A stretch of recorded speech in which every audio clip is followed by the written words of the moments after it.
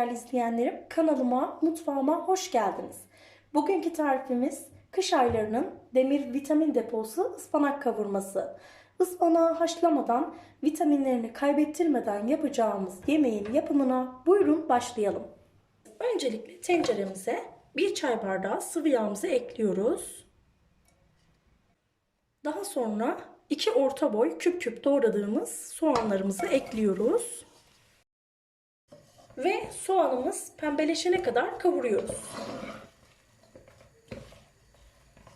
Evet arkadaşlar, soğanımız pembeleşti, kavruldu. Şimdi içerisine 1 yemek kaşığı kadar salça ekliyorum. Biber ve domates salçası karışık. Salçamızın da kokusu çıkana kadar iyice güzel bir şekilde kavuruyoruz.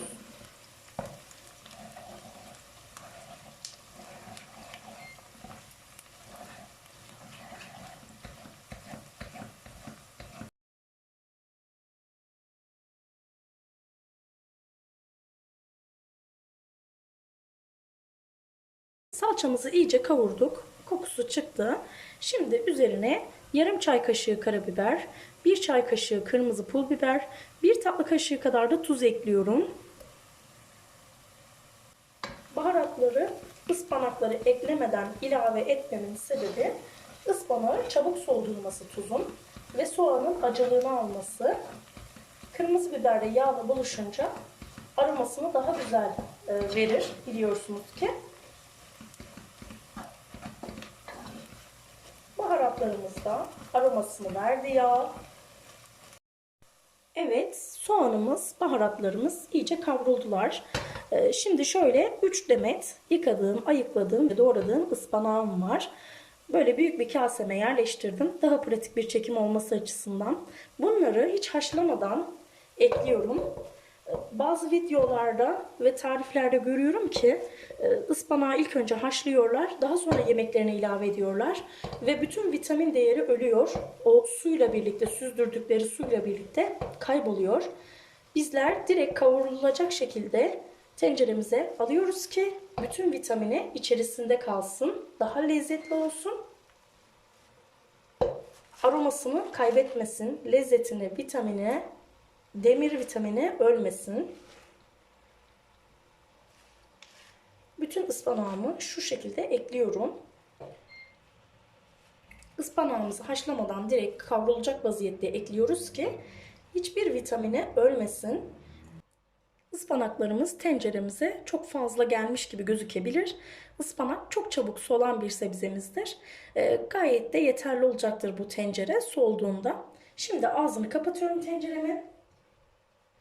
Ispanağım solana kadar bir 5 dakika hiç açmıyorum. Karıştırmıyorum.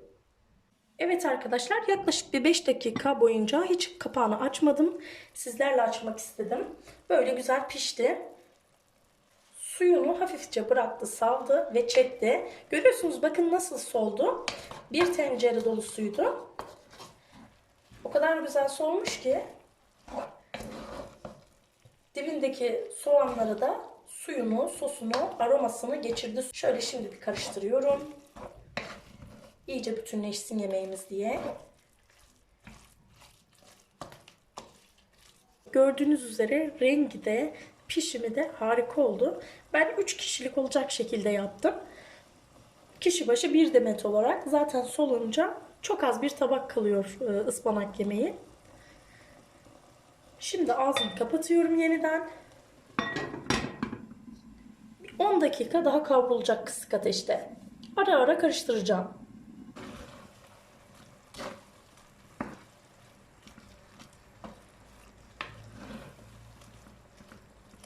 Evet, ıspanaklarımız iyice kavruldular. Son 2 dakikada ağzı açık bir şekilde kavurdum ki suyunu iyice bir çeksin diye. O kadar güzel parlak oldu ki.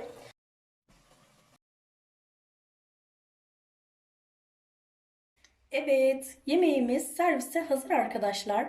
Hem hafifliği, hem yapımının kolaylığı, hem de lezzetiyle tadı damaklarınızda kalacak harika bir tarif oldu. Ben üzeri için şöyle 1 kase yoğurt ve 3 diş sarımsaktan oluşan sarımsaklı yoğurt sosu hazırladım. Bunu da ıspanaklarınızın üzerinde kullanabilirsiniz. Hem lezzet veriyor, hem de görsel şölen yaratır sizlere.